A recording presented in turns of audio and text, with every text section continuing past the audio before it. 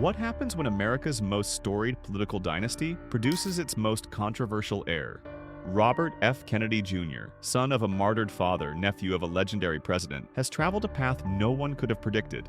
Once hailed as Time's hero for the planet for his crusade to clean up the Hudson River, he's now better known as the Kennedy who stood against medical consensus during a global pandemic, and then joined the cabinet of Donald Trump, a man his family once considered their political antithesis. How does a man go from environmental crusader to vaccine skeptic to Trump's health secretary? And what does his journey tell us about America's growing divide between institutional trust and populist suspicion? The Kennedy name once meant unwavering democratic loyalty. Now it represents something far more complex. Today we dive into the paradox of Robert F. Kennedy Jr., a man either brave enough to challenge powerful interests or dangerous enough to undermine public health, depending on who you ask.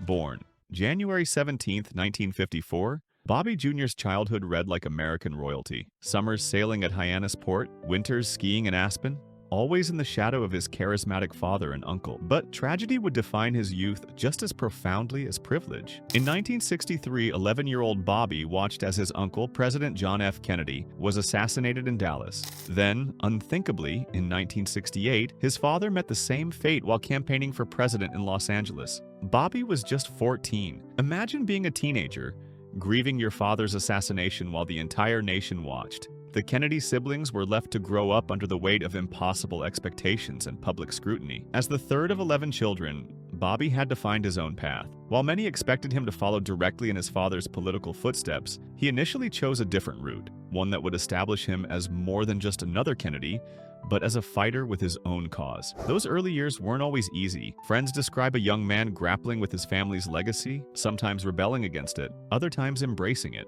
In his 2016 memoir, American Values: Lessons from My Family, Kennedy opened with a chapter titled, "Introduction, I Wish I Knew Him," a poignant reference to the father he lost so young. "When you're a Kennedy," one of his childhood friends once remarked, "you can never just be yourself. You're always carrying the weight of history on your shoulders." By the 1980s, RFK Jr. had found his calling. After graduating from Harvard, studying at the London School of Economics, and earning his law degree from the University of Virginia, he became an environmental lawyer with an unusual approach. He didn't just file lawsuits from behind a desk, he got his hands dirty. When Kennedy first laid eyes on New York's Hudson River, it wasn't the majestic waterway we know today. It was, in his words, an open sewer. Industrial waste had transformed a natural treasure into a toxic dumping ground. Most people had given up on it. Kennedy hadn't. "I wanted my children to be able to swim in that river," he once said. "I wanted them to catch fish that were safe to eat." His legal victories against industrial polluters weren't just symbolic. They created a blueprint for environmental justice. Time magazine named him a hero for the planet, and the movement he sparked grew into the Waterkeeper Alliance. Now with over 300 organizations worldwide protecting waterways from pollution, this wasn't partisan work. Both Republicans and Democrats could agree that clean water mattered. Kennedy's lawsuits against corporate giants like DuPont, the case behind the film Dark Waters, and Monsanto established him as someone willing to take on powerful interests regardless of political affiliation. During these years, Kennedy also taught environmental law at Pace University and co-founded the Pace Environmental Litigation Clinic, training a new generation of environmental lawyers. His approach was always intensely practical, combining scientific evidence with legal strategy to force corporations to clean up their messes. What made Bobby effective wasn't just that he understood the law, explains a former colleague. It was that he understood the science. He could talk to scientists in their language, then translate that into terms a judge or jury could understand.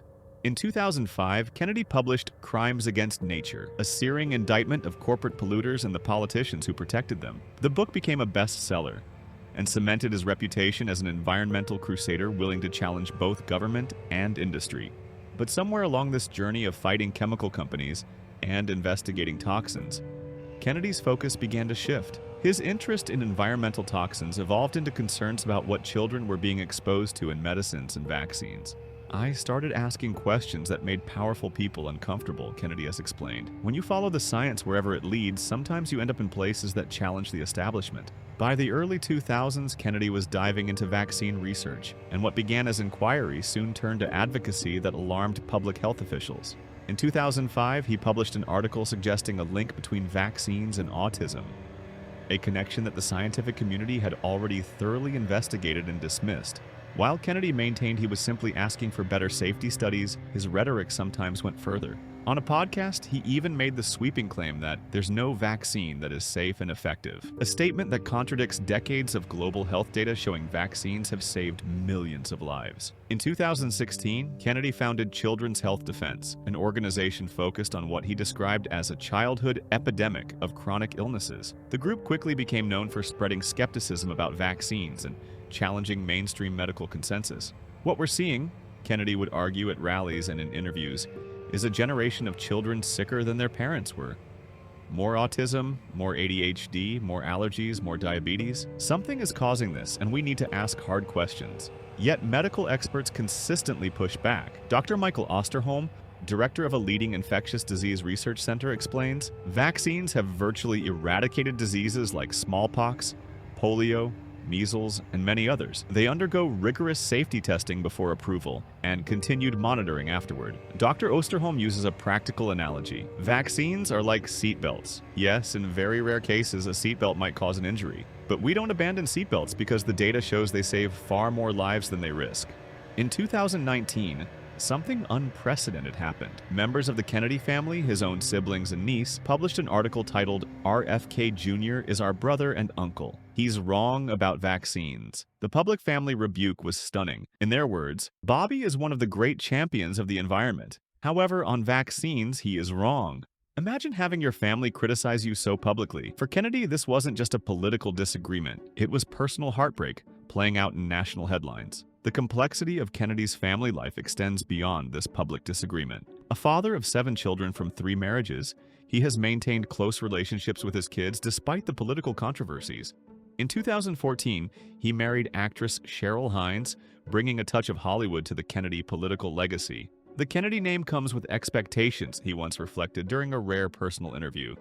There's a sense that you're supposed to devote yourself to public service, to making the world better.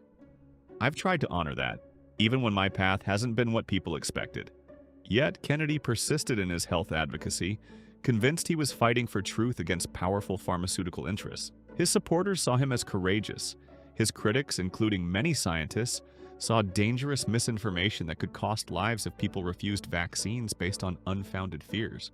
In April 2023, Kennedy made his boldest move yet, announcing a run for president, initially challenging President Biden in the Democratic primary. By October, he'd left the Democratic Party entirely, declaring neither major party could be trusted, and filed to run as an independent. At 70 years old, Kennedy hit the campaign trail with surprising vigor. His rallies drew crowds in places presidential candidates rarely visit: Wyoming, Hawaii, West Virginia. Supporters waited hours to hear him speak, even as his voice struggled against spasmodic dysphonia, a neurological condition that gives his speech a strained, hoarse quality. "I'm going to fix this country," he'd tell crowds in his halting yet earnest delivery. "I'm going to take on the NIH, the CDC, the FDA, all the agencies that normal politicians are afraid to challenge." Kennedy's campaign events took on a festival atmosphere: loud music, branded merchandise, and an energy his supporters described as grassroots enthusiasm. Despite the significant hurdles faced by independent candidates, Kennedy's team worked tirelessly to gather the thousands of signatures needed to get on state ballots. His campaign struck a chord with voters disillusioned by both parties. At one point, polls showed him capturing up to 22% in a 3-way race, remarkable numbers for an independent candidate. Political analysts struggled to categorize him. Was he pulling more support from the left or the right? The answer seemed to be both. "The political establishment doesn't know what to do with me," Kennedy would say with a slight smile. "They can't put me in a box because I'm not following their script. I'm following the truth wherever it leads." Then came perhaps the most stunning twist in Kennedy's unconventional journey. In August 2024, he suspended his presidential campaign and, to the shock of many, endorsed Donald Trump, the same man who once called Kennedy's anti-vaccine advocacy very dangerous. Politics makes strange bedfellows, but this alliance seemed particularly unexpected. The scion of America's most famous Democratic family had thrown his support behind the Republican standard-bearer. After Trump's victory in November 2024, the president-elect announced Kennedy would lead the Department of Health and Human Services, putting the longtime vaccine skeptic in charge of the very agencies he had criticized for years. The announcement sent shockwaves through Washington. If you had told me 5 years ago that a Kennedy would join a Trump administration, one longtime political observer noted, I would have said you were writing political fiction. Yet, here we are. During his confirmation hearings, Kennedy faced intense questioning from senators concerned about his past statements. We're not going to take vaccines away from anybody, he insisted, attempting to reassure critics that his leadership wouldn't dismantle public health protections. Some of Kennedy's former supporters felt betrayed by his alliance with Trump. I supported him because I thought he was different, one disappointed voter told reporters. Now I wonder if it was all just about getting power, no matter which side offered it. Others saw a strategic alliance, two outsiders joining forces against what they viewed as a corrupt establishment. If you want to stick it to the establishment, a former Kennedy aide reportedly said, maybe he figures Trump's the best vehicle. Now, as health secretary, Kennedy's controversial views face their greatest test. He's declared autism an environmental epidemic that's preventable, a claim Reuters reports contradicts established science. He's announced plans to study mold, pollution, and diet as potential autism causes, despite limited scientific support for these theories. The scientific community has responded with alarm. Nobel laureates begged senators to reject Kennedy's nomination, and Dr. Sean O'Leary of the American Academy of Pediatrics warned that Kennedy ignores science and cherry-picks studies. Kennedy counters that he's simply asking tougher questions than most politicians dare to. At his confirmation hearings, he insisted, we're not going to take vaccines away from anybody, attempting to reassure those concerned about his past statements. In his first months at HHS, Kennedy has shaken up the department with new research priorities and personnel changes. He's promised a revolution in how the agency approaches chronic diseases, focusing on environmental factors he believes have been overlooked. His approach has energized some parents of children with autism and other conditions, who feel mainstream medicine hasn't provided answers. Finally, someone is listening to us, one mother said at a recent HHS event. But many researchers remain unconvinced.